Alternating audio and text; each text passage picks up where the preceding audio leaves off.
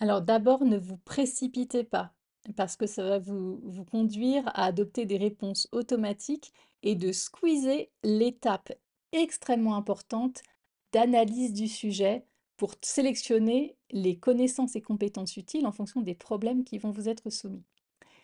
Je vous recommande de lire intégralement le sujet avant de commencer. Ça vous permettra de commencer par ce que vous savez déjà et du coup de vous concentrer après coup sur les exercices plus compliqués en ayant la sérénité de savoir que tout ce que vous saviez faire facilement et spontanément sera déjà réalisé. Concernant vos brouillons, ne notez pas tout sur vos brouillons. Ne rédigez pas intégralement, c'est une perte de temps. Notez des informations clés, n'utilisez que le recto de vos feuilles. Quand vous ferez des recherches ensuite dans vos brouillons, ce sera plus simple de vous y retrouver et numérotez vos brouillons pour pareil, une organisation facilitée. Lorsque vous avez la possibilité d'avoir votre calculatrice ou des documents autorisés, ne tombez pas dans le piège de vous dire: «Ah OK, je peux tout rentrer dans ma calculatrice, les informations, ou alors, je peux apporter, tous mes cours et du coup, je n'ai pas besoin de les travailler ou de les mémoriser en amont».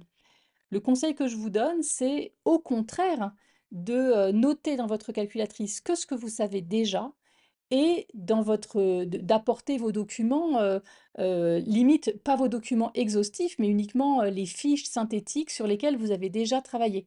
Parce que si vous avez, au moment de l'examen, besoin de retrouver les informations, ça va être une perte de temps très importante pour vous.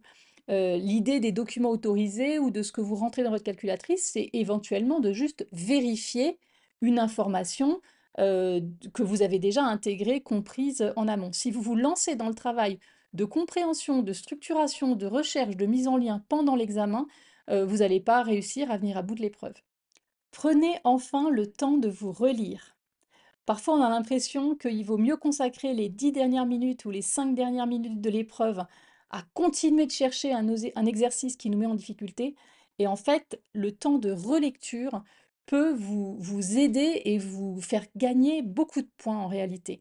D'abord parce que ça va vous permettre de corriger vos fautes d'orthographe et de vérifier que vous avez mis toutes les unités dans les matières scientifiques ou de vérifier que vous avez renoté votre résultat dans les blancs. Parfois, les étudiants mettent du blanc parce que, ils ont fait des ratures et ils oublient de renoter le mot ou le résultat et alors qu'ils l'avaient trouvé et du coup, ça leur fait perdre beaucoup de points.